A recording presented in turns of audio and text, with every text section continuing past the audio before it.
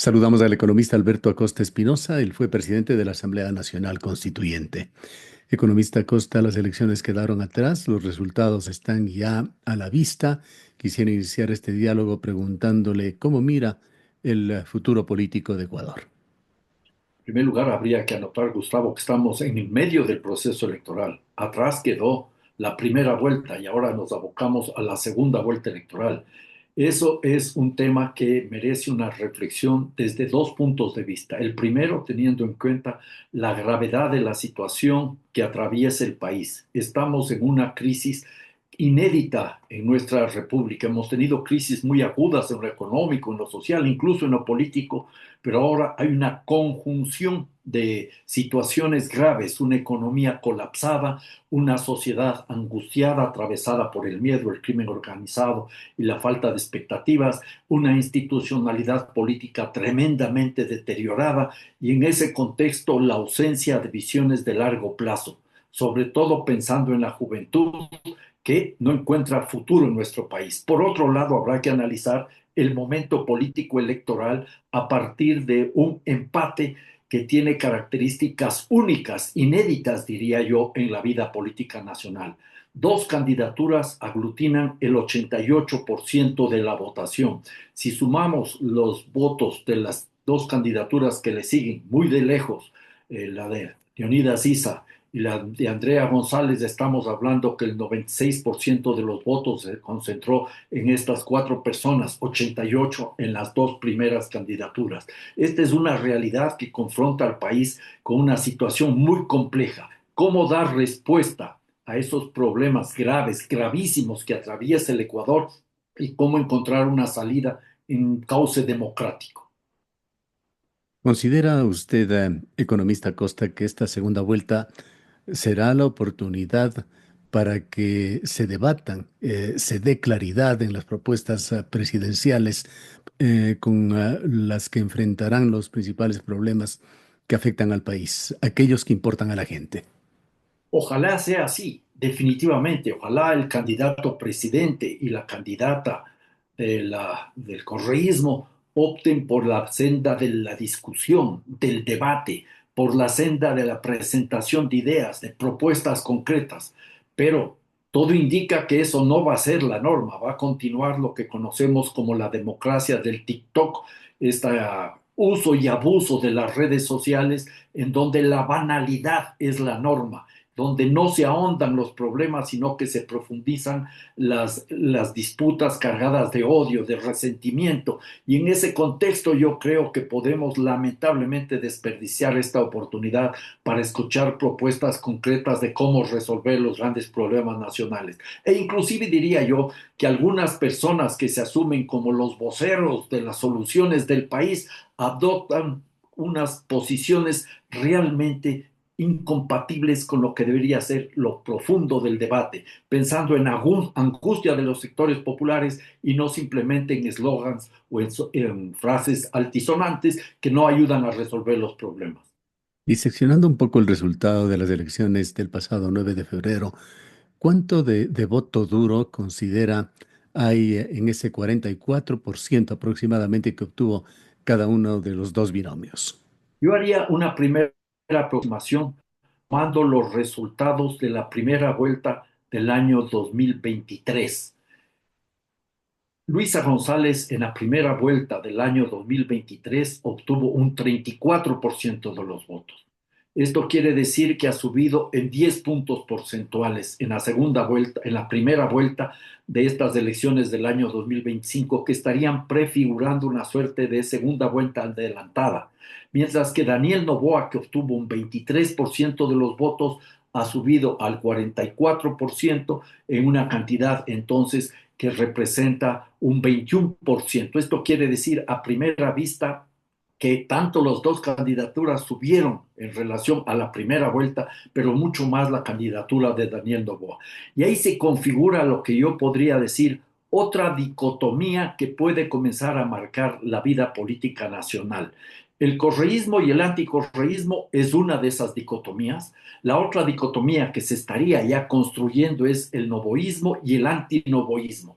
casi que podríamos decir, sin tener toda la información disponible, que lo que logró la candidata Luisa González es sumar al voto duro del correísmo esos 32, 34%, un 10% adicional de antinovoísmo y que el candidato Daniel Noboa sumó una cantidad importante de votos del anticorreísmo. Y en ambos casos, no nos olvidemos, Gustavo, se planteó la posibilidad de un triunfo en una sola vuelta y eso conllevó a lo que se llama el voto útil, o sea, que algunas personas que votaron por Daniel Noboa lo hicieron para impedir que triunfe en una sola vuelta Luisa González y viceversa. Algunas personas que votaron por González lo hicieron para impedir que Noboa gane en una sola vuelta. Yo conozco, por ejemplo, que algunos grupos de personas que habrían votado por Leonidas Issa votaron ya por Luisa González para impedir el triunfo en una sola vuelta del candidato Daniel Noboa. Este es un punto donde hay que tener en cuenta. Ahora, otro punto interesante en este análisis es, Gustavo, ¿por qué tuvimos esta situación de esa bipolaridad tan marcada? Insisto, no hemos vivido una situación similar en mucho tiempo, quizás nunca en nuestra historia republicana, y sobre todo desde que retornamos a la democracia en el año 1979.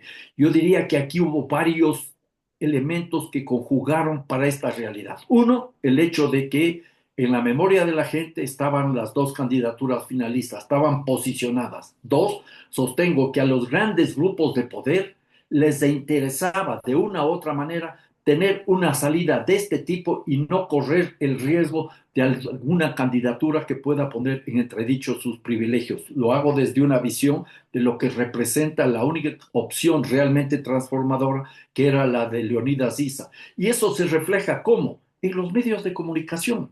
La gente no se debe haber olvidado lo que eran los noticieros de las grandes cadenas de televisión mercantiles, como Teleamazonas y Ecuavisa particularmente, en donde ya dieron espacio preferente tanto al candidato presidente como a la candidata Luisa González. Y el resto de candidatos quedaron casi como comparsas. Incluso en la última semana a Leonidas Issa prácticamente le ignoraron. Luego, las encuestas, que bien sabemos, no son solo una herramienta para el consumo interno de los partidos y movimientos políticos, sino que son una herramienta de manipulación en el escenario electoral, prefiguraron este resultado con distintas situaciones y en ese contexto, en un mundo donde la inteligencia artificial, las redes sociales juegan cada vez más un papel preponderante. Los algoritmos hicieron lo suyo y entonces nos encontramos con esta realidad. De eso llegaría a una conclusión adicional.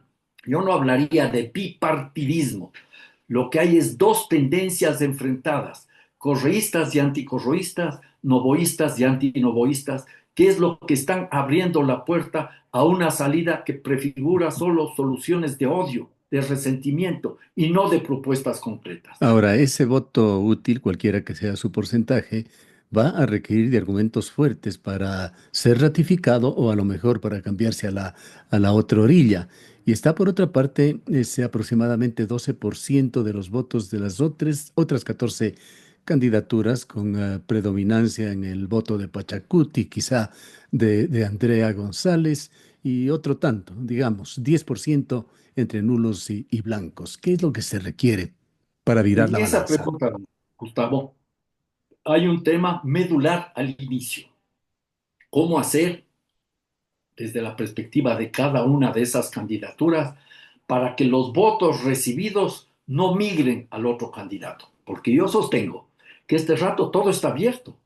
Nadie puede decir, ni Noboa, ni González, que tiene ya en su bolsillo el 44% de los votos para la segunda vuelta. Todo puede suceder en este escenario. Puede haber una migración de votantes de una de las candidaturas a la otra, dependiendo de diversas circunstancias. Por ejemplo, si el presidente Noboa sigue cometiendo errores y horrores garrafales, puede terminar por perder gran parte de su votación.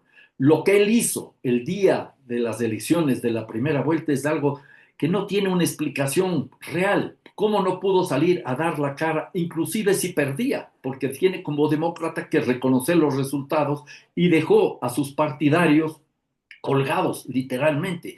En ese contexto, la primera cuestión que hay que hacer es cómo se va a lograr más o menos consolidar esa votación del 44 para la uno y la 44 para la otra. Ahora, el resto de votos, partimos de algo que sabemos muy bien en el Ecuador. Nadie puede endosar sus votos a otro candidato, menos aún ante la inexistencia de vigorosos partidos políticos. Veamos cómo actúa el Pachacuti, pero incluso si el Pachacuti toma una posición unitaria, no necesariamente eso va a reflejar una decisión que mueva a todos los votantes hacia una u otra posición. Yo creo que este es un asunto que tiene que quedar muy claro. La campaña electoral, por lo tanto, ojalá me equivoque, lejos de estar apegada a la discusión de los temas de fondo, va a estar cargada de resentimientos, de odio y de mensajes diversos que lo único que tratan es de despertar la emoción, la angustia que existe en el pueblo ecuatoriano para atraer votantes. Y esto no es bueno para el país. Habiendo conocido usted muy de cerca desde adentro al movimiento correísta, ¿en qué medida cree usted en la posibilidad de que la candidatura de Luisa González se desmarque de Rafael Correa y de los rostros visibles, muchos de ellos en problemas de carácter legal del correísmo? Eso es bastante difícil de que suceda en la práctica. Quizás pueden lograr una suerte de distanciamiento relativo mientras dure la campaña electoral, pero la revolución ciudadana, que para mí no tiene nada de revolución ni ciudadana, que no es un movimiento de izquierda, lamentablemente no ha tenido una vigorosa vida política interna. Y por eso mismo yo no creo que pueda haber un distanciamiento, un desmarcamiento real del caudillo. Rafael Correa, para bien o para mal, es la persona que norma en ese partido. Y muchas veces lo hemos visto en las últimas elecciones, él ha catapultado las candidaturas del, del señor Arauz, Andrés Arauz, de Luisa González el año 21, en el año 23, y él inclusive las ha hundido por sus declaraciones, por sus opiniones, por su arrogancia. Yo no creo que vaya a haber una variación mayor. Lo ideal sería que el expresidente Rafael Correa reconozca sus errores, incluso pida perdón públicamente a quienes ha atropellado, como ha sido al movimiento indígena, a los estudiantes, a los trabajadores, a las mujeres en distintas regiones del país, y que permita que se desarrolle una campaña donde Luisa González sea efectivamente y genuinamente la persona que podría encabezar el gobierno. Lo que podría Nuevamente llegar a conociéndole suceder, Gustavo, también a Rafael Correa, ¿cree usted, así sea remotamente, en esa posibilidad? personalmente no creo que esto suceda, pero eso le puede pasar factura a Luisa González. Yo recuerdo que podría darse una imagen como la que se vivió en Argentina hace muchas décadas atrás, cuando Cámpora era el candidato del peronismo y el mensaje era Cámpora al gobierno, Perón al poder. Podría suceder lo mismo cambiando los nombres por Luisa González al gobierno, Rafael Correa al poder. Y eso le puede significar no solo una consolidación de los votos correístas, sino una exacerbación del anticorreísmo. Ojalá tuviéramos la capacidad para superar estas visiones dicotómicas, estas divisiones obtusas en que correístas y anticorreístas, novoístas y antinovoístas, para hacer propuestas de país. Y ojalá el Pachacuti tenga la capacidad para hacer una propuesta que sintetice una hoja de ruta más allá de las elecciones, porque el movimiento indígena y el movimiento popular, con estas dos candidaturas propuestas, debe entender claramente que gane quien gane. Desde el 14 de noviembre continúa la lucha por sus derechos que han sido permanentemente atropellados. ¿Cuán gravitantes considera usted pueden ser los votos que apoyaron a ISA, que es, claro, no es un voto exclusivamente indígena? Bueno, eso es lo que acabo de decir. Yo no creo que se pueda endosar toda esa votación. Además, dentro del movimiento indígena, de lo que puedo escuchar, puedo leer, hay posiciones diversas. Hay gente que no se olvida de todos los atropellos de la época correísta. Están circulando, por ejemplo, noticias de cómo fue la agresión, la represión en agosto del año 2015 al pueblo Saraguro, en la provincia de Loja. Yo creo que en ese escenario, entonces, lo que se requiere este instante es un posicionamiento muy fuerte del movimiento indígena y del movimiento popular en general, pensando en una hoja de ruta que marque el camino, que señale a la ruta hacia dónde se tiene que seguir, defendiendo cuestiones de fondo, como pueden ser, digo yo, mínimo, el respeto a las consultas populares que frenan la minería en el Azuay, en el Distrito Metropolitano de Quito, el respeto a la consulta popular del Yasoní, irrestricto e inmediato, no es que vamos a ver, irrestricto e inmediato, permitir que continúen las consultas populares sin usar las Fuerzas Armadas como se está haciendo en la actualidad o se hizo también durante el correísmo para imponerlas literalmente a sangre y fuego. Luego habría que ver cómo se da paso a una política soberana ecuatoriana, impidiendo que se establezcan bases norteamericanas o de cualquier país en territorio nacional, como pretenden hacer el presidente candidato Daniel Noboa en las Islas Galápagos. Luego habría que ver también planteamientos que garanticen la no expansión de los extractivismos, que respeten los páramos, que se cumpla el mandato. No es un mandato, es una decisión judicial de no seguir quemando gas en los mecheros en la Amazonía. En ese escenario también a mí me parece fundamental el respeto a los derechos humanos en general, de las mujeres y las minorías sexuales en particular, el derecho a trabajadores y trabajadoras, el derecho a al sindicalismo, a la organización popular, a la capacidad de organizarse. Y también habrá que ver cuál es la salida que va a dar la nueva administración al tema, por ejemplo, de la inseguridad que estamos viendo no se resuelve con la militarización y con el populismo penal. Yo creo que entonces los temas de fondo están ahí, la plurinacionalidad, la educación intercultural bilingüe, el tema de la salud, qué hacemos frente a los tratados de libre comercio, el respeto y el funcionamiento adecuado de las empresas del sector público. Yo creo que todos esos elementos deberían configurar la base de una hoja de ruta que debería proponer el Pachacuti, que es uno de los grandes triunfadores en las elecciones. Alguien dirá, pero solo obtuvo el 5%. Sí, el 5% en condiciones tremendamente adversas cuando se prefiguró un escenario de una sola vuelta en la primera jornada electoral, la del 9 de febrero pasado, y el Pachacuti obtiene a pesar de eso un 5% que le configura como uno de los ganadores de las elecciones. Usted habló de que Rafael Correa debería disculparse. ¿Qué pasa con Daniel Noboa? ¿Debería también él emitir alguna disculpa o a lo mejor pedir perdón? Bueno, yo creo que Daniel Noboa no tiene capacidad para asumir eso en la práctica, lo estamos viendo. Él ni siquiera dio cara cuando se le preguntó los nombres de los cuatro niños asesinados en su gobierno durante su gestión. Yo creo que eso nos demuestra que él en realidad no está a la altura de un liderazgo, de un estadista que está pensando en el país. Él llegó por algún accidente democrático a la presidencia de la República y sigue aferrado a ese poder que creo yo que él lo ha vivido desde que fue niño.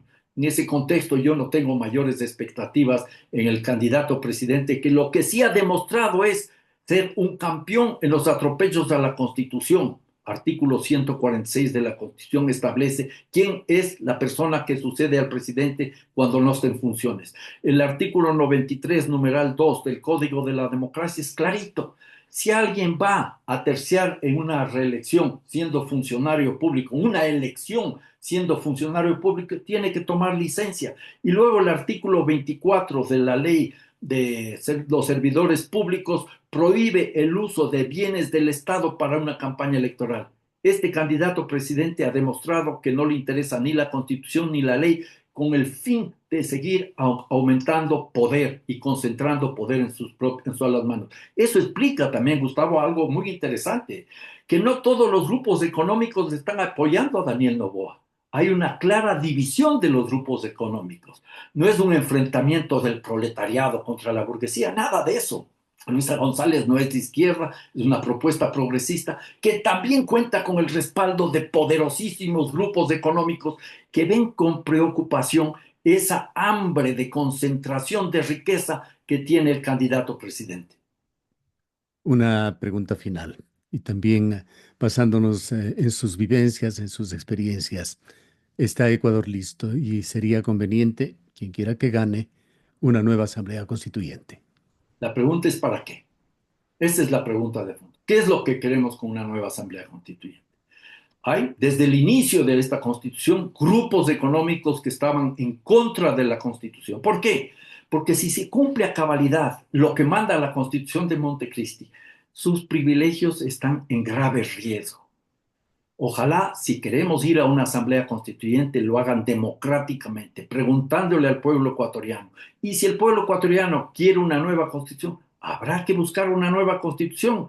¿Para qué? Para ampliar los derechos y las garantías de la Constitución de Montecristi y no cometer el error de creer que las soluciones son vías transitorias con las cuales se fue frenando la profundización de ese mandato popular de cambiar el país utilizando como herramienta la Constitución. La Pero más allá de lo Constitución que no es se simplemente un pretenda, pacto más allá de lo perdón, que se Gustavo. pretenda, economista Costa, el país tiene la capacidad para absorber un periodo más de incertidumbre. Bueno, ese ya es un tema que resolvería el pueblo ecuatoriano. Si el gobernante convoca una nueva asamblea constituyente, habrá que ir a elecciones para que el pueblo autorice esa constitución. Luego habrá que elegir a los asambleístas y luego habrá que aprobar la constitución que haya sido discutida y elaborada en ese nuevo proceso constituyente. Esos son temas de la democracia. Ahora, si eso es lo fundamental, yo creo que no necesariamente, porque si bien se pueden hacer ajustes de la constitución, lo fundamental es dar respuestas concretas ahora a los graves problemas nacionales. El hambre, Bien, la miseria, el desempleo, la inseguridad, la falta de visiones de largo plazo, sobre todo para la juventud. Y para todo eso sirve la Constitución de Montecristi. bien. Gracias, economista Costa, por habernos Gracias, Gustavo. acompañado. Declaraciones del economista Alberto Acosta Espinosa, expresidente de la Asamblea Nacional Constituyente.